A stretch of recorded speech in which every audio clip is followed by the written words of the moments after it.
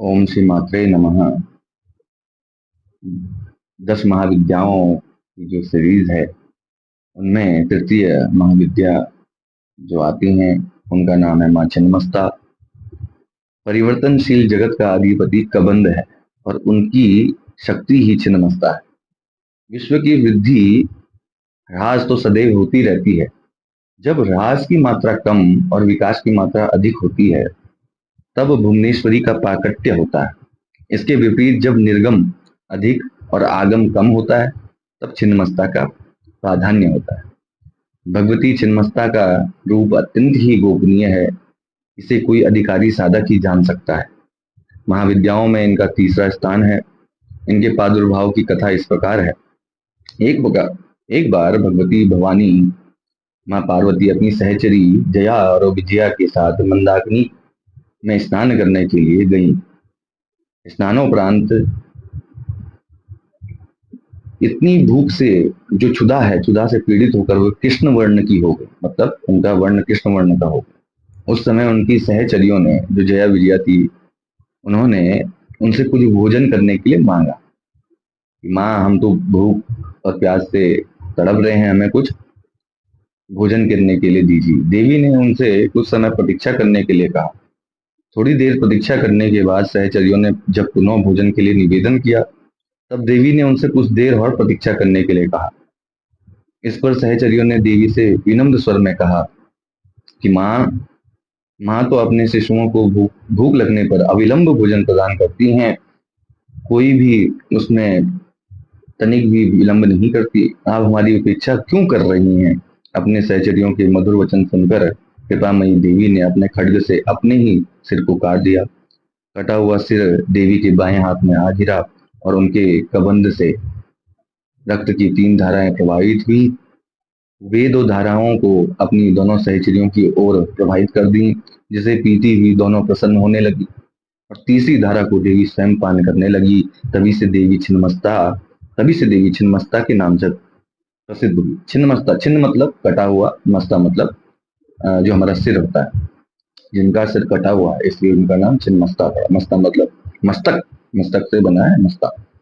ऐसा विधान है कि आधी रात अर्थात चतुर्थ संध्या काल में छिन्नमस्ता की उपासना से साधक को सरस्वती सिद्ध हो जाती है। शत्रु विजय, समूह स्तंभन, राज्य प्राप्ति और दुर्लभ मोक्ष प्राप्ति के लिए छिन्नमस्ता की उपासना अमोघ है। छिन्नमस्ता का आध्यात्मिक स्वरूप अत्यंत महत्वपूर्ण है। छिन्न यज्ञ शीर्ष की प्रतीक ये देवी श्वेत कमल पीठ पर खड़ी हैं। दिशाएं ही इनके वस्त्र हैं। इनकी नाभि में योनि चक्र है। तम और रज गुणों की देवियां इनकी सहचरियां हैं। ये अपना शीश काटकर भी जीवित हैं। यह अपने आप में पूर्ण अंतर्मुखी साधना का संकेत है। इसमें देवी, ये सांकेतिक है, इसमें देवी यह बता रही हैं कि छिन्न मतलब जब मस्तक भी अपने शरीर से अलग हो गया फिर भी जीवित है, तो ये अंतर्मुखी साधना का संकेत है। विद्वानों ने इस कथा में सिद्धि की चरम सीमा का निर्देश माना है।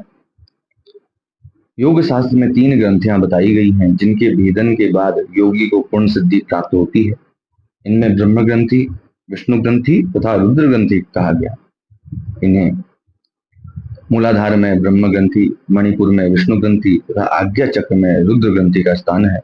इन ग्रंथियों के भेदन से ही अद्वैतानंद की प्राप्ति होती है। योगियों का ऐसा अनुभव है कि मणिपुर चक्र के नीचे की नाड़ियों में ही काम और रति का मूल है। उसी पर छिन्ना महाशक्ति आरूढ़ है। इसका ऊर्ध्व प्रवाह होने पर रुद्र ग्रंथि का भेदन होता है। छिन्नमस्ता का वज्र वैरोचनी नाम शाक्तों, बौद्धों तथा जैनों में समान रूप से प्रचलित है। देवी की दोनों सहचरियां रजोगुण तथा तमोगुण के प्रतीक हैं। कमल विश्व प्रपंच है और कामरति चिदानंद की स्थूल वृत्ति है। रण्यक की अश्वशिर विद्या, शाक्तों की हयग्रीव विद्या तथा गाणपत्यों की छिन्न शीर्ष गणपति का रहस्य भी छिन्नमस्ता से ही संबंधित है। हिरण्यकशिपु, वैरोचन आदि छिन्नमस्ता के ही उपासक थे, इसलिए इन्हें वज्र वैरोचनिया कहा गया है। वैरोचन अग्नि को कहते हैं। अग्नि के स्थान मणिपुर में छिन्नमस्ता का स्थान किया अग्नि के स्थान मणिपुर में छिन्नमस्ता का ध्यान किया जाता है और वज्र नाड़ी में इनका प्रवाह होने से इन्हें वज्र वेद उच्चनीय कहते हैं। श्री भैरव तंत्र में कहा गया है कि उनकी आराधना से साधक जीव भाव से मुक्त होकर शिव भाव को प्राप्त कर लेता है। ओम श्री माते नमः। इस अध्याय में हमने तृतीय महाविद्या मां छिन्नमस्ता का संक्षिप्त वर्णन सुना। धन्यवाद। जय माता दी। ओम श्री माते नमः।